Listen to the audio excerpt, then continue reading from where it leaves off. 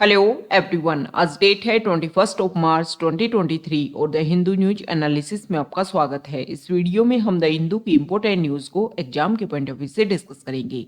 नीचे description box में Telegram channel Volcano IAS academy का लिंक दिया हुआ है। आप Telegram channel Volcano IAS academy के साथ में जुड़ सकते हैं। वहां पर हर exam means UPSC, state PCS and other exams के पॉइंट ऑफ व्यू से काफी इंपोर्टेंट इन्फॉर्मेशन आप सभी के साथ में शेयर की जाती है। तो चलो स्टार्ट करते हैं। वीडियो को स्टार्ट करेंगे एक ज्योग्राफिकल मैप क्वेश्चन के साथ में। और आज आपका क्वेश्चन ये है कि सेला टनल को आपको मैप में व्यू करना है, फिर इससे रिलेटेड हर इंपॉर्टेंट फैक्ट्स को एंड इंफॉर्मेशन को कमेंट बॉक्स में टाइप करना है। कल हमने आपसे क्वेश्चन पूछा था केबुल लामजाओ नेशनल पार्क को लेकर के। तो केबुल लामजाओ नेशनल पार्क हमारे इंडिया के नॉर्थ ईस्ट में जो मणिपुर स्टेट है वहां पर लोकेटेड है। और Keibul Lamjao national park Loktak lake का इंटीग्रल पार्ट है। लोकटक लेक जो है वो एक रामसर साइट है। पूरे वर्ल्ड में ओनली फ्लोटिंग नेशनल पार्क के रूप में लोकेटेड है केबुल लामजाओ नेशनल पार्क। अब ये न्यूज़ में क्यों बना हुआ था? तो देखो, यहाँ की जो स्टेट गवर्नमेंट है उन्होंने डिसीजन लिया कि केबुल लामजाओ नेशनल पार्क के पास वाले रीजन में एक हेरिटेज पार्क एस्टेब्लिश किया जाएगा। इससे यहाँ के जो लोकल पर्सन है उनको लगा कि टूरिज्म सेक्टर जो है वो और ज़्यादा प्रमोट होगा। लेकिन कुछ टाइम के बाद में डिसीजन लिया गया कि इस हेरिटेज पार्क को जो है वो कुछ डिस्टेंस पर जो है वो एस्टेब्लिश किया जाएगा। तो इसकी वजह से यहाँ के जो लोग हैं उन्होंने प्रोटेस्ट करना स्टार्ट किया। और एक बेसिक रीजन था जिसकी वजह से Keibul Lamjao national park, Loktak lake, ये सब कुछ न्यूज में बने हुए थे। ओके, तो ये बेसिक फैक्ट्स हमने डिस्कस किए हैं केबुल लामजाओ नेशनल पार्क की लोकेशन को लेकर के। द हिंदू को अगर हम डिस्कस करें तो फर्स्ट इंपोर्टेंट न्यूज़ है द हिंदू के फ्रंट पेज पर। कल हमने डिस्कस किया कि जापान के प्राइम मिनिस्टर हमारे इंडिया की विजिट पर रहेंगे। और यहाँ पर हमारे इंडिया के प्राइम मिनिस्टर, जापान के प्राइम मिनिस्टर ने डिस्कशन किया कुछ पॉइंट्स को लेकर के। सबसे पहले तो G7 की अभी मीटिंग होने वाली है। और प्रेजेंट टाइम में G7 की जो प्रेसिडेंटशिप है वो है जापान के पास में। और G20 की जो मीटिंग होगी वो 20 साल और वो उसकी प्रेसिडेंटशिप है इंडिया के पास में। तो G7 की मीटिंग होगी मई में हिरोशिमा में, और G20 की मीटिंग होगी सितंबर में दिल्ली में। तो यहाँ पर इसको लेकर के डिस्कशन किया गया कि हम इन दोनों मीटिंग में जो है वो कुछ पॉइंट्स को लेकर के डिस्कशन कर सकते हैं, जैसे कि डेप्ट फाइनेंसिंग को लेकर के, फूड एंड एनर्जी सिक्योरिटी को लेकर के। ये मेन पॉइंट्स है जिसको हम G7 में भी डिस्कस कर सकते हैं और G20 में भी डिस्कस कर सकते हैं। तो देखो, G7 जो कंट्रीज हैं वो पूरे वर्ल्ड में जो डेवलप्ड कंट्रीज हैं वो आती हैं। कंट्रीज के नेम आपको ध्यान में होने चाहिए: Germany, UK, France, Canada, US, Italy and Japan. Okay, और फिर एक इसमें एक कंट्री और इंक्लूड कर दो, रशिया, तो G8 ग्रुप बन जाता है। G8 ग्रुप जो है उसको ऐसे एक तरीके से इसका जो स्टेबलाइजेशन है, जब रशिया ने यूक्रेन का पार्ट क्रीमिया को अपने अंडर किया तो ये G8 ग्रुप जो है वो उसको डिस्टेबलाइज कर दिया गया था। अब यहाँ पर 12 कंट्रीज और शामिल होते हैं और बन जाता है G20 ग्रुप। तो आपको ये ध्यान में रखना है कि इंडिया जो है वो G7 का पार्ट नहीं है, G8 का पार्ट नहीं है, लेकिन इंडिया जो है वो G20 का पार्ट है। ओके, तो यहाँ पर जापान ने अभी जो मीटिंग होगी G7 ग्रुप की तो स्पेशल इंडिया को इनवाइटीज किया है यहाँ पर। साथ ही साथ में Brazil, Indonesia, Australia, south Korea, Vietnam, cook island and Comoros, इनको भी यहाँ पर इन्वाइट किया है। अब देखो, ये जो सभी कंट्रीज हैं इनकी लोकेशन तो आप सभी को ध्यान है, लेकिन कुक आइलैंड और कोमोरोस की जो लोकेशन है वो आपको पता होना चाहिए। तो कुक आइलैंड जो है वो पैसिफिक ओशन में जो स्मॉल स्मॉल आइलैंड्स है ना, उसी तरीके से एक स्मॉल आइलैंड कंट्री है कुक आइलैंड। अब देखो, जब भी इस तरीके की मीटिंग होती है और अदर डेलीगेट्स को इनवाइट किया जाता है तो आपने ये देखा होगा कि इस तरीके के कंट्रीज का पार्टिसिपेशन देखने को मिलता है। क्योंकि बेसिक रीजन क्या है? क्लाइमेट चेंज की वजह से जो आइस मेल्ट हो रही है और उसकी वजह से जो सी लेवल राइज हो रहा है, उसकी वजह से ये जो भी स्मॉल कंट्रीज हैं उनको सबसे ज़्यादा इफेक्ट देखने को मिलता है। तो जब भी इस तरीके की किसी ग्रुप की मीटिंग होती है तो ये कंट्रीज भी अपनी वॉइस को यहाँ पर रिप्रेजेंट कर सके, अपने जो बेसिक इश्यूज है उनको रख सके, इसलिए इनका रिप्रेजेंटेशन देखने को मिलता है। सेकेंड, हम बात करेंगे कोमोरोस कंट्री की। तो कोमोरोस जो है वो अफ्रीका कॉन्टिनेंट के ईस्टर्न पार्ट पर जो मेडागास्कर आइलैंड कंट्री है उन दोनों के बीच में, मतलब अफ्रीका कॉन्टिनेंट और यहाँ पर जो है मेडागास्कर, इसके बीच में इंडियन ओशन में लोकेटेड है। तो इनकी जो लोकेशन है ना वो आपको ध्यान में होनी चाहिए कि कौन से ओशन में जो है ये लोकेटेड है।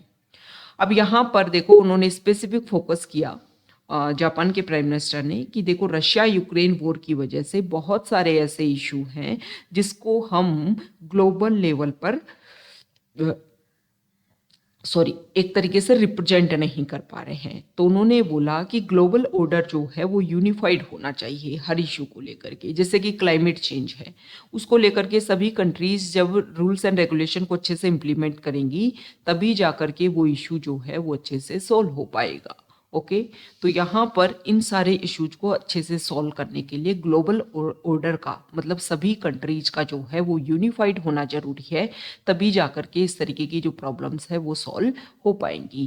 क्योंकि अगर हम देख रहे हैं रशिया यूक्रेन वॉर के टाइम में यूक्रेन कंट्री को वेस्टर्न कंट्रीज का काफ़ी ज़्यादा सपोर्ट मिल रहा है, फिर रशिया के सपोर्ट में जो है अगर आप देखोगे तो इनडायरेक्टली इंडिया भी आ रहा है, क्योंकि यूएन जो है उसमें कोई भी अगर रेजोल्यूशन पास होने की कोशिश हो रही है तो उसमें इंडिया एब्सटेंट पॉलिसी को फॉलो कर रहा है, और चाइना जो है वो एक तरीके से फुली सपोर्ट कर रहा है रशिया को। तो इसकी वजह से पूरा वर्ल्ड जो है वो कुछ ग्रुप्स में डिवाइड हो जाएगा और बहुत सारी ऐसी बेसिक प्रॉब्लम है उनका सॉल्यूशन देखने को नहीं मिलेगा।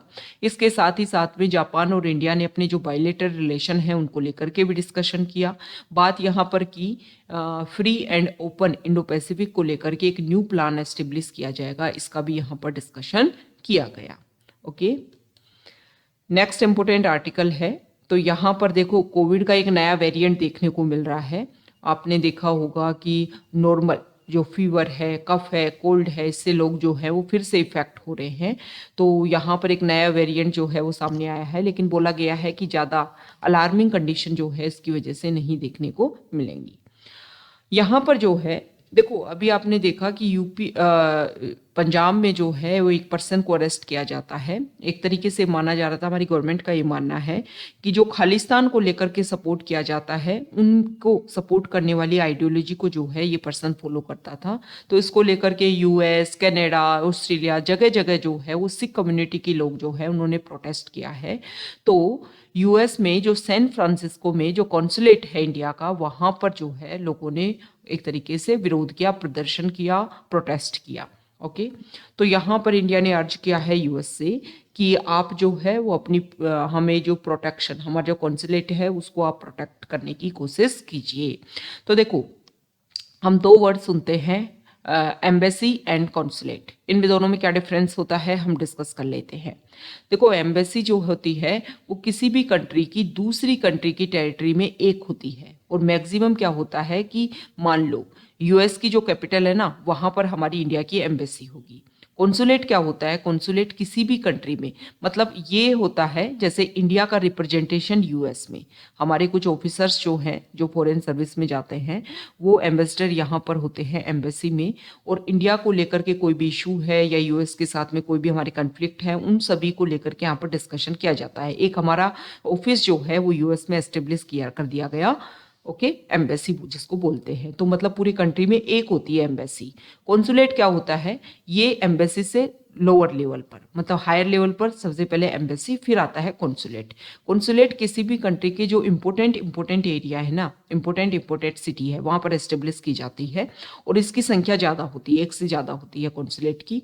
और इसमें देखो इसमें कुछ मेन प्रायोरिटीज़ के जो इशूज है वो एम्बेसी टैकल करता है, और जो कम प्रायोरिटीज़ की जो इशू हैं वो या जो कोई पॉइंट उनको कॉन्सुलेट में जो है वो टैकल किया जाता है। ओके तो कॉन्सुलेट सैन फ्रांसिस्को में जो कॉन्सुलेट है वहाँ पर ये वेंडलिज्म जो है वो देखने को मिला।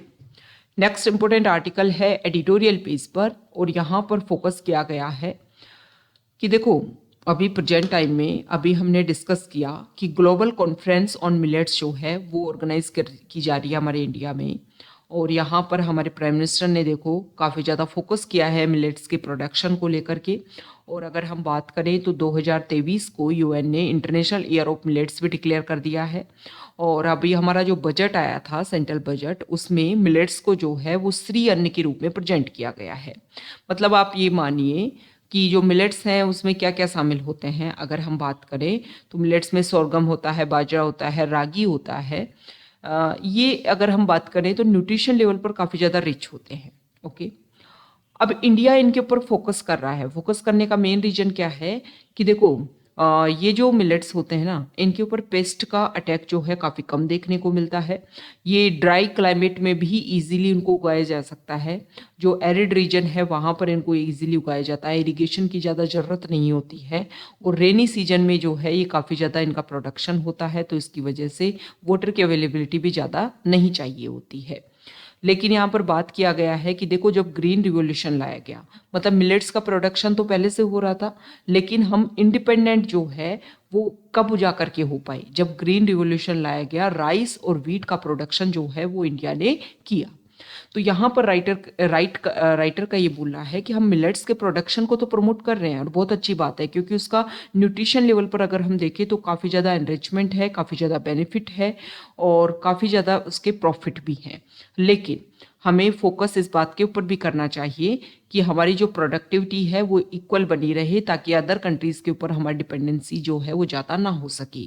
क्योंकि अगर हम बात करें, देखो, ग्रीन रिवॉल्यूशन में हमने राइस, व्हीट और मेज़ इनका प्रोडक्शन तो ज़्यादा कर लिया, लेकिन इसका इफेक्ट जो है वो बहुत ज़्यादा देखने को मिला। जैसे कि हमने केमिकल फर्टिलाइजर्स का ज़्यादा यूज़ किया, जिससे सॉइल की जो फर्टिलिटी है वो काफ़ी ज़्यादा कम हो गई। साथ ही साथ में अगर हम बात करें तो ग्राउंड वाटर लेवल जो है उसका हमने बहुत ज़्यादा कंजप्शन किया।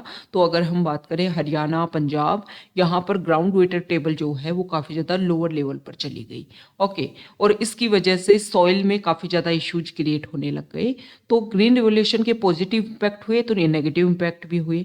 अब मिलेट्स के प्रोडक्शन को हम प्रमोट कर रहे हैं, तो इससे बोला जा रहा है कि जो मार्जिनलाइज्ड फार्मर्स हैं उनको काफ़ी ज़्यादा बेनिफिट देखने को मिलेगा। लेकिन बेनिफिट तो तब होगा ना जब जो भी प्रोडक्शन हो रहा है उसका ज़्यादा प्राइस मार्केट में देखने को मिलेगा। तो बेसिक पॉइंट, बेसिक चीज़ ये है राइटर का बोलने का कि हमें जो है वो किसी एक चीज़ के ऊपर फोकस नहीं होना है, क्योंकि हमने राइस, व्हीट के ऊपर फोकस हुए तो काफ़ी ज़्यादा इशू क्रिएट हुई। हमें सिर्फ ऐसा नहीं है कि मिलेट्स को ही प्रमोट करना है और सब कुछ खत्म कर देना है, क्योंकि इससे तो डिपेंडेंसी हमारी बढ़ जाएगी, क्योंकि मिलेट्स में प्रोडक्शन जो है वो पर हेक्टेयर काफ़ी कम देखने को मिलता है और राइस और मेज में जो है काफ़ी ज़्यादा देखने को मिलता है। तो मिलेट्स का प्रोडक्शन भी करें, लेकिन साथ ही साथ में अदर जो भी सीरियल्स हैं उनका भी प्रोडक्शन इंडिया में होना चाहिए, ताकि सभी लेवल पर जो है वो हम इंडिपेंडेंट हो पाए। नेक्स्ट इंपोर्टेंट आर्टिकल है, यहाँ पर जो राइटर है उन्होंने बात की है ह्यूमन डेवलपमेंट इंडेक्स को लेकर के। देखो, इंडिया जो है प्रेजेंट टाइम में जो फास्ट ग्रोइंग इकोनॉमीज हैं उनमें से एक है। लेकिन जैसे जैसे इंडिया जो है वो इकोनॉमिक लेवल पर अपने आप को अपग्रेड कर रही है, साथ ही साथ में अगर हम बात करें तो ह्यूमन डेवलपमेंट इंडेक्स जो है उसमें इंडिया का प्रमोशन या इंक्रीज जो है वो नहीं देखने को मिल रहा है। ह्यूमन डेवलपमेंट इंडेक्स क्या होता है? ये कंपोजिट स्टैटिकल मेजर होता है जिसको यूनाइटेड नेशन डेवलपमेंट प्रोग्राम के द्वारा डेवलप किया गया, ताकि जो ह्यूमन डेवलपमेंट जो है उसके डिफरेंट लेवल को हम टाइम टू टाइम इवेल्युएट कर पाएँ। ओके, और 1990s में ह्यूमन डेवलपमेंट इंडेक्स को जो है वो इंट्रोड्यूस किया गया था, और इसमें ग्रोस डोमेस्टिक प्रोडक्ट जो होते हैं,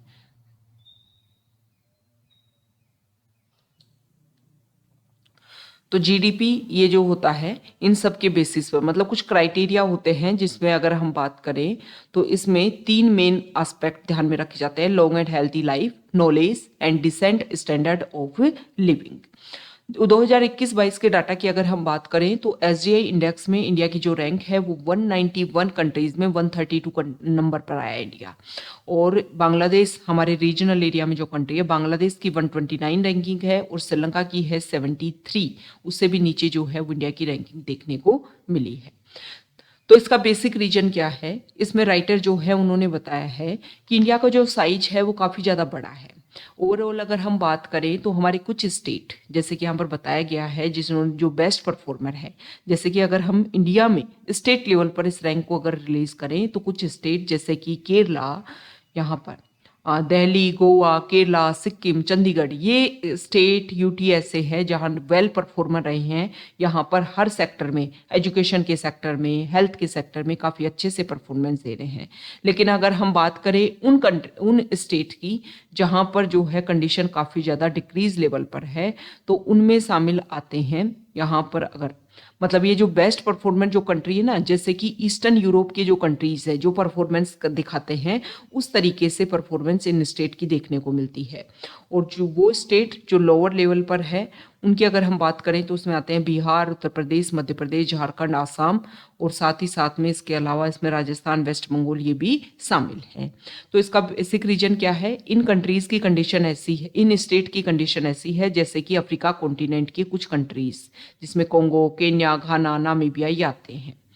अब देखो इसका बेसिक रीजन यहाँ पर ये बताया गया है कि हमारे इंडिया में जो 10% पॉपुलेशन है उसके पास में टोटल वेल्थ का 77% पार्ट आता है। मतलब इक्वलिटी में जो ग्रोथ डेवलपमेंट है वो इंडिया में नहीं देखने को मिलता है। तो इसके बेसिक रीजन है कि इस तरीके के इंडेक्स में इंडिया की ओवरऑल एवरेज जो है वो काफ़ी कम देखने को मिलता है। जो बेस्ट परफॉर्मर स्टेट है वहाँ पर एजुकेशन सेक्टर, हेल्थ सेक्टर जो है वो काफ़ी अच्छे से काम करता है, और इन स्टेट में जो है वो एजुकेशन हेल्थ सेक्टर जो है वो काफ़ी अच्छे से काम नहीं करता है। यहाँ पर बात की गई है गुजरात और हरियाणा की कि वहाँ पर अगर हम बात करें SGDP जो है हाईएस्ट देखने को मिलता है, SGDP पर कैपिटा। ओके, देखो ये जो क्राइटेरिया जो SDI इंडेक्स का रखा गया है इसी के क्राइटेरिया जो है कुछ अच्छे लेवल पर हमारे इंडिया में स्टेट्स को लेकर के रखे गए और उनके बेसिस पर फिर स्टेट्स को इवेल्युएट किया जाता है। तो इसका बेसिक चीज़ यहाँ पर ये बताई गई है कि जो स्टेट्स जहाँ पर अगर आप बात करोगे GDP लेवल पर काफ़ी अच्छे से परफॉर्मेंस कर रहे हैं, लेकिन ह्यूमन डेवलपमेंट के लेवल पर जो है वो उनका परफॉर्मेंस ज़्यादा अच्छे से नहीं देखने को मिलता है। दूसरी तरफ अगर हम बात करें तो केरला जो है वो हमेशा SDI इंडेक्स में काफ़ी सालों से अच्छे से परफॉर्मेंस कर रहा है। इसका basic reason high literacy rate, robust health care infrastructure, relatively high income level, ये बेसिक रीजन है जिसकी वजह से ये सारा परफॉर्मेंस उनका देखने को मिलता है। तो हमें क्या करना है? गवर्नमेंट जो है उनको ह्यूमन डेवलपमेंट के साथ साथ इकोनॉमिक ग्रोथ को इंश्योर करना है। Benefit of growth are more evenly distribute, मतलब इकोनॉमिक ग्रोथ जो है उसका जो भी प्रॉफिट है वो इक्वली डिस्ट्रीब्यूट होना चाहिए, तभी जा करके ये सारी इक्वलिटी जो है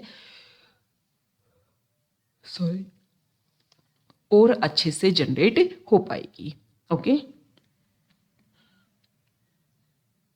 तो यहाँ पर देखो बताया गया है कि हर स्टेट को अपने हर सेक्टर में, इंफ्रास्ट्रक्चर में, हेल्थ केयर में, एजुकेशन में, basic household amenities including access to clean water, improve sanitation facility, clean fuel, electricity, internet in underdeveloped states, इन सबको प्रायोरिटाइज हमें देना चाहिए। पर्टिकुलरली यूथ के लिए जॉब क्रिएशन के ऊपर इंडिया को फोकस करना चाहिए, तभी जाकर के ह्यूमन डेवलपमेंट हो पाएगा। नेक्स्ट इंपॉर्टेंट आर्टिकल है टेक्स्ट पेज पर, और यहाँ पर हम डिस्कस करेंगे 5 साल पहले हमारा जो सुप्रीम कोर्ट है उन्होंने बोल दिया था कि फॉरेन लॉ फर्म या फॉरेन लॉयर जो है वो इंडिया में क्या नहीं कर सकते। 2018 में ये रिजल्ट दिया था सुप्रीम कोर्ट ने कि वो हमारी कंट्री में प्रैक्टिस नहीं कर सकते, ना तो लिटिगेशन को लेकर के और ना ही नॉन लिटिगेशन जो साइड है उन सभी को लेकर के। लेकिन सुप्रीम कोर्ट ने एक बात बोली थी कि रिस्ट्रिक्टेड वे में, ओके, कोर्ट ने बात बोली थी कि there was no bar on foreign law firms और foreign lawyers visiting India for a temporary period for giving legal advice to their clients. मतलब मान लो किसी ऑस्ट्रेलिया की कोई जो फर्म है उन्होंने इंडिया में इन्वेस्ट किया और उस फर्म का जो लॉयर है ऑस्ट्रेलिया में वो जो है वो इंडिया में विजिट करता है और अपने क्लाइंट को, अपनी फर्म को कुछ लिमिटेड पीरियड के लिए इंडिया में आकर के कुछ सजेशन देता है, तो इसको रिस्ट्रिक्ट नहीं किया गया था। ओके, तो अब क्या किया है बार काउंसिल ऑफ इंडिया जो एक स्टैट्यूटरी बॉडी है, उन्होंने बोला है कि आप इंडिया में आकर के foreign firms, law firms, foreign lawyers जो है वो इंडिया में आ सकते हैं टेम्परेरी पीरियड के लिए। ओके, और अपने जो क्लाइंट्स हैं उनको लीगल एडवाइज दे सकते हैं। तो रूल्स क्या है, मतलब ये जो बार काउंसिल ऑफ इंडिया ने जो रूल्स बनाए, तो इन रूल्स में ये बोला गया है कि आप जैसे कि जो फॉरेन लॉयर्स हैं, फॉरेन लॉ फर्म्स हैं, वो फॉरेन लॉ को लेकर के international law, international arbitration, joint venture, merger, acquisition, intellectual property matters, इन सब को लेकर के रेसिप्रोकल बेसिस पर जो है वो यहाँ पर सजेशन दे सकते हैं। तो सबसे बड़ा जो क्वेश्चन है वो इन लॉ को लेकर के ये है कि ये जो रेसिप्रोकल वर्ड है ना, इसको अच्छे से जब ये law, rules and regulation implement हो उससे पहले इसको लेकर के इवेल्युएशन, इसको लेकर के एक क्लियर डेफिनेशन जो है वो होनी चाहिए। अब देखो इसमें ये भी बोला गया है कि इंडिया को बेनिफिट होगा फॉरेन डायरेक्ट इन्वेस्टमेंट से। जो भी पैसा आएगा, जो भी कंपनी यहाँ पर इन्वेस्टमेंट करेगी तो वो ज़्यादा अच्छे से इन्वेस्ट कर पाएगी, और जो भी कमर्शियल आर्बिट्रेशन है इंटरनेशनल लेवल के, उन सभी का भी अच्छे से सॉल्यूशन जो है वो यहाँ पर हो पाएगा। ओके, तो बीसीआई को ये पावर है कि फॉरेन लॉयर्स, मतलब बार काउंसिल ऑफ इंडिया को ये पावर है कि वो हमारे इंडिया में फॉरेन लॉयर्स एंड फर्म्स जो प्रैक्टिस करना चाहते हैं उसके लिए एक प्राइमरी क्वालिफिकेशन रिक्वायर्ड है। मतलब वो यहाँ पर अगर हम बात करें, primary qualification is required in the form of A certificate bye a competent authority of their country. मतलब उनकी कंट्री में वो कहाँ पर रजिस्टर्ड है उसको लेकर के एक जो फॉर्म है वो यहाँ पर हमारे इंडिया में सबमिट करवाएं कि हाँ उस कंट्री में हमें ये जो है अलाउंस मिला हुआ है, ये जो रजिस्ट्रेशन है वो हमारे पास में है। साथ ही साथ में उनका जो रजिस्ट्रेशन है इंडिया में with the BCI is mandatory and must be renewed every 5 years. हर 5 साल में जो भी फॉर्म्स यहाँ पर काम करेगी उसका रिन्यू होएगा। और बीसीआई जो है उनको राइट है कि वो किसी भी फॉरेन लॉयर को या फिर फॉरेन लॉ फर्म को जो है वो रिफ्यूज़ कर सकते हैं और किसी भी पॉइंट को लेकर के। तो यहाँ पर बेनिफिट रहेगा, कोई भी इशू जो है जैसे कि फॉरेन कंपनी इंडिया में इन्वेस्ट की और उसको लेकर कोई इशू आता है तो उसको अच्छे से सॉल्व जो है वो इंडिया लेवल पर ही किया जा सकेगा। नेक्स्ट इंपॉर्टेंट आर्टिकल है न्यूज़ पेज पर, और यहाँ पर हम डिस्कस करेंगे। देखो आईपीसीसी की एक रिपोर्ट आई है यूएन पैनल की, और इसमें ये बोला गया है कि अगर हमने क्लाइमेट चेंज को फोकस नहीं किया तो ये प्रॉब्लम जो है वो इतनी बढ़ जाएगी कि इसका सॉल्यूशन नहीं देखने को मिलेगा। ओके, तो यहाँ पर आईपीसीसी ने अपनी बात बोली है कि अगर हमने 1.5 डिग्री सेल्सियस से ज़्यादा टेम्परेचर को कंट्रोल नहीं किया तो वो इरिवर्सिबल हो जाएगा। मतलब उसके बाद में जो इशू हैं वो बढ़ते ही जाएंगे, उसको फिर आप काउंटर नहीं कर सकते हैं। तो अभी हमें फोकस करना चाहिए, टेम्परेचर जो है उसको इंक्रीज होने से रोका जाना चाहिए। ओके, तो यहाँ पर हम बात कर लेते हैं आईपीसीसी की। देखो आईपीसीसी जो है, IPCC, okay, IPCC intergovernmental panel on climate change. ये आईपीसीसी जो है वो एक इंटर गवर्नमेंटल बॉडी है यूनाइटेड नेशन की, और 1988 में इसको एस्टेब्लिश किया गया था डब्ल्यूएमओ, वर्ल्ड मीटियोरोलॉजिकल ऑर्गेनाइजेशन, और यूएनईपी के द्वारा, United Nation Environment Programme. Okay, 1988 में किसको, आईपीसीसी को एस्टेब्लिश किया था इन दोनों ने मिलकर के। तो डब्ल्यूएमओ का हेडक्वार्टर कहाँ है और यूएनईपी का हेडक्वार्टर कहाँ है, ये दोनों आप कमेंट बॉक्स में बताओगे। आईपीसीसी का हेडक्वार्टर जो है वो जेनेवा स्विट्जरलैंड में है, और इसका मेन काम आईपीसीसी का ये होता है कि क्लाइमेट चेंज को लेकर के कोई भी जो साइंटिफिक बेसिस है उनका रेगुलर असेसमेंट करता है, और इसके क्या फिर इम्पैक्ट होंगे, क्या फ्यूचर रिस्क हो सकते हैं क्लाइमेट चेंज की वजह से, इनको टाइम टू टाइम असेस करता रहता है आईपीसीसी। दूसरा यहाँ पर बात की गई है, अगर हम बात करें तो देखो बुद्धिस्ट कल्चर को इवेल्युएट करने की कोशिश की जा रही है। तो एससीओ जो ऑर्गेनाइजेशन है जिसमें अभी 9 कंट्रीज हो गए हैं, और ईरान जो है वो रिसेंटली इसमें जुड़ा है 2021 में, और यहाँ पर एचसीओ ऑर्गेनाइजेशन के मेंबर, इसके अलावा अदर कंट्री जैसे कि बेलारूस, इनके मेंबर जो हैं इंडिया में इकट्ठे हुए, और जो बुद्धिस्ट कल्चर है उसको यहाँ पर प्रमोट करने की बात की जा रही है। स्कॉलर एक्सपर्ट जो है वो आए कि बुद्धिस्ट कल्चर एक सॉफ्ट डिप्लोमेसी है, इसका यूज करके अदर कंट्रीज अपने रिलेशन को अच्छे से एस्टेब्लिश कर सकते हैं और अपने जो कल्चर है, जो ट्रेडिशन है, उसको प्रमोट कर सकते हैं। बुद्धिस्ट कल्चर की अगर हम कुछ बात करें, आप सभी को पता है कि लगभग 2600 ईयर्स अगो जो है वो बुद्धिस्ट कल्चर इंडिया में एस्टेब्लिश हुआ था, और इसके जो फाउंडर थे बुद्धिज्म के वो थे सिद्धार्थ गौतम। सिद्धार्थ गौतम जो है उनका जन्म हुआ था 563 बिफोर कॉमन एरा में, और ये जो सिद्धार्थ गौतम जो थे वो साक्य क्लैन से बिलोंग करते थे, और साक्य क्लैन जो है वो लुम्बिनी जो जगह है जो इंडो नेपाल बॉर्डर पर पड़ता है, इंडो नेपाल बॉर्डर पर, वहाँ पर कपिल वस्तु जो जगह है लुम्बिनी में, वहाँ पर गवर्न करता था साक्य क्लैन। जब 29 ईयर ओल्ड हुए सिद्धार्थ गौतम तो उन्होंने घर छोड़ दिया, और उनको फिर जो है वो एनलाइटमेंट गेन करना था। तो बिहार में एक जगह है बोध गया, बिहार में जगह है बोध गया, और पीपल ट्री जो है उसके नीचे उनको एनलाइटमेंट गेन हुआ था।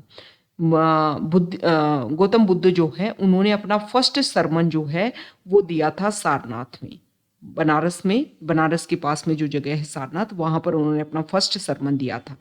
और उनको जो उनकी जो डेथ है, मतलब उनका जो उनकी डेथ को बोला जाता है महापरिनिर्वाण। महापरिनिर्वाण जो है 80 ईयर की एज में 483 बिफोर कॉमन एरा में उनकी डेथ हो जाती है। और यूपी में जो कुशीनगरा जो जगह है, यूपी में कुशीनगरा जो जगह है वहां पर उनकी डेथ हो गई थी, जिसको इस इवेंट को महापरिनिर्वाण बोलते हैं। अब देखो, बुद्धिस्ट कल्चर का क्या हमारे लिए यूज है, मतलब क्या क्या बेनिफिट देखने को मिला। तो देखो, हाँ, हमारे जो इम्पोर्टेंट हमारे कुछ एथिक्स हैं, और एथिक्स में आते हैं अहिंसा। अहिंसा जो है वो एस्टेब्लिश की थी किन्होंने, बुद्धिस्ट गौतम बुद्ध ने। मतलब इसका जो कॉन्सेप्ट है वो दिया था गौतम बुद्ध ने, जो बाद में हमारी कंट्री के इम्पोर्टेंट वैल्यूज में शामिल हो गया।